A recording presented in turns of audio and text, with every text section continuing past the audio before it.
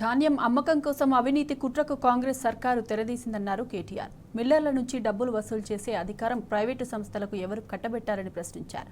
పేద విద్యార్థులకు సన్నబియ్యం ఇవ్వాలన్న గత ప్రభుత్వ మానవీయ నిర్ణయాన్ని కూడా కాంగ్రెస్ ప్రభుత్వం అవినీతికి వాడుకుంటోందన్నారు. 700 కోట్లు 35 లక్షలు ఇంటూ మరి 200 రూపాయలు. ఇంకా విచిత్రం, ఈ 4 సంస్థలు మేము చెప్పినట్టు వినకపోతే విజిలెన్స్ దాడులు జరుగుతాయి అని మిల్లర్లను బెదిరిస్తున్నారు. కాంట్రాక్టు ఏజెంట్ వీళ్ళు ఏవైతే 4 ఏజెన్సీలు ఉన్నాయో లిటరల్లీ వీళ్ళు ప్రభుత్వ ఏజెంట్ లాగా డబ్బుల వసూలుకు ఒక హఫ్తా వసూలు చేసే వాళ్ళు ఉంటారు కదా, ఆ టైప్లో బెదిరించే ప్రయత్నం చేస్తూ ఉన్నారు.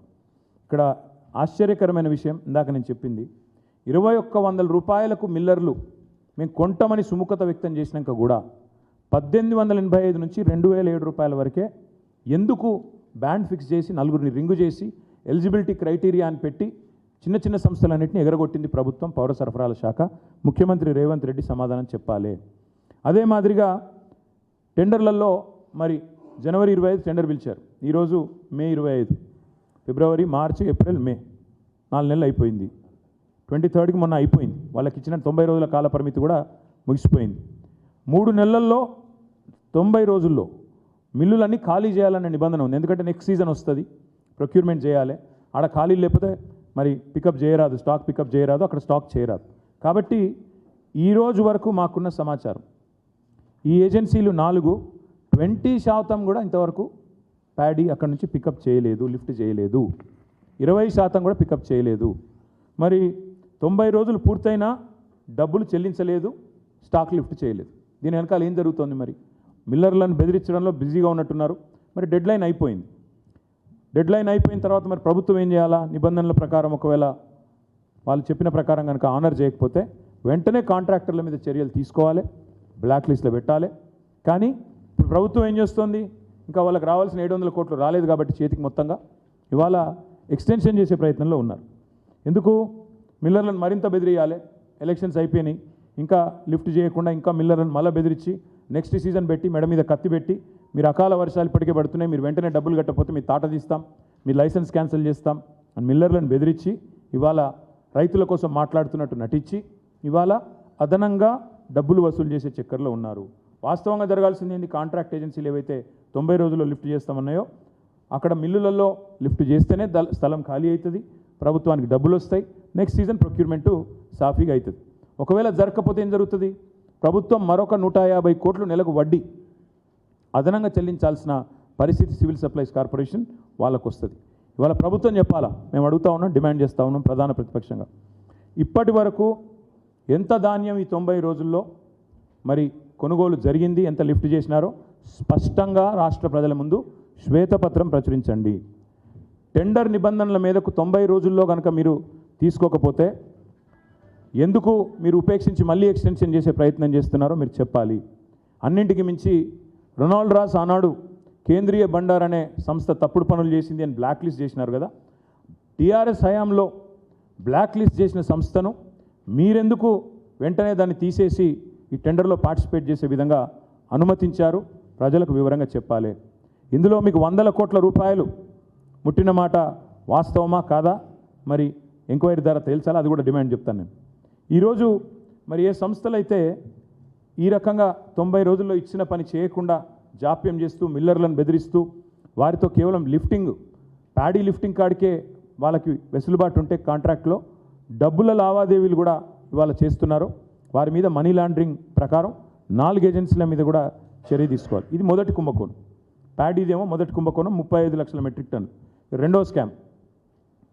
రెండవ స్కామ్ ఏంటంటే మా ప్రభుత్వం వచ్చిన తర్వాత కేసీఆర్ గారు పేద పిల్లల పట్ల ఆయనకుండే ప్రేమతో సన్నబియ్యం స్కీమ్ తీసుకొచ్చారు. సన్నబియ్యం పెట్టి విద్యార్థులకు హాస్టళ్లలో నాణ్యమైన భోజనం పెట్టాలా, స్కూళ్ళల్లో నాణ్యమైన భోజనం పెట్టాలని చెప్పి అప్పటిదాకా దొడ్డు బియ్యంతో ఉన్న మరి మంచి పరిస్థితి ఉండేది కాదు ఆనాడు కాంగ్రెస్ ప్రభుత్వంలో. దాన్ని తొలగించి సన్నబియ్యం విద్యార్థులకు మంచి భోజనం అందించాలి, నాణ్యమైన భోజనం అని చెప్పి ఒక స్కీమ్ తీసుకొచ్చినాం. వీళ్ళు రాగానే కాంగ్రెస్ వాళ్ళు ఆ స్కీమ్ను స్కామ్ చేసినారు. ఏం చేసినారు?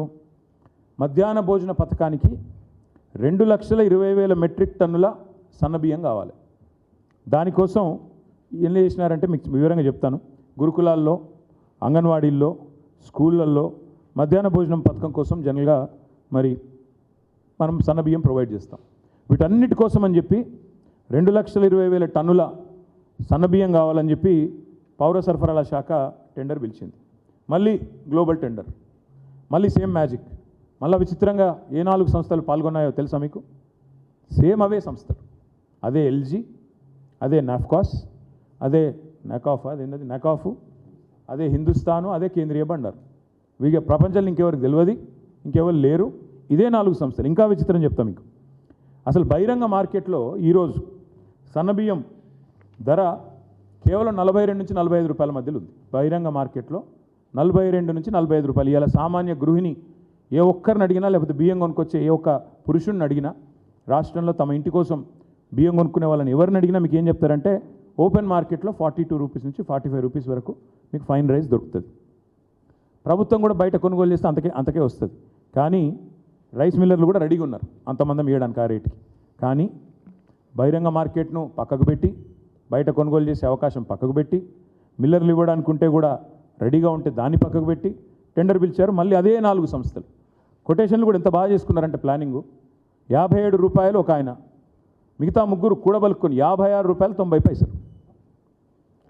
బాటా డిస్కౌంట్ ఉంటుంది చూడండి, ఆ టైంలో 57 రూపాయలు, 56, 90, ముగ్గురు అంత మంచి కూడబలుకొని ఒక దగ్గర కూర్చొని రాసుకున్నట్టు 57, 56, 90, 56, 90, 56, 90 నలుగురు కలిసిండ్రు, కోడ్ చేసిండ్రు.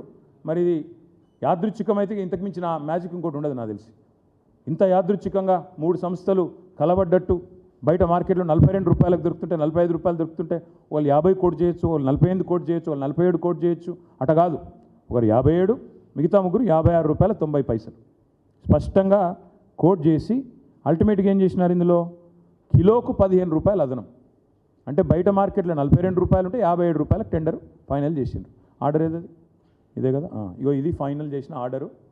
ఇది సివిల్ సప్లై శాఖ ఇచ్చిన ఆర్డర్. 57 రూపాయలకు ఫైనల్ చేసిన టెండరు. ఎల్జీ అనే సంస్థకు 57, మిగతా ముగ్గురికి 56, 90 చొప్పున. ఏం జరిగింది ఇక్కడ? 2,20,000 టన్నులు ఇంటూ 15 రూపాయలు అదనం. రౌండ్ ఆఫ్ చేస్తే ఇది కూడా మళ్ళీ 300 కోట్ల కథ. అంటే అందులో 700 నుంచి 750 కోట్లు, ఇందులో ఒక 300 కోట్లు. అంటే ఎంత మొత్తం కలిపి 1,100-1,100 కోట్ల కుంభకోణం.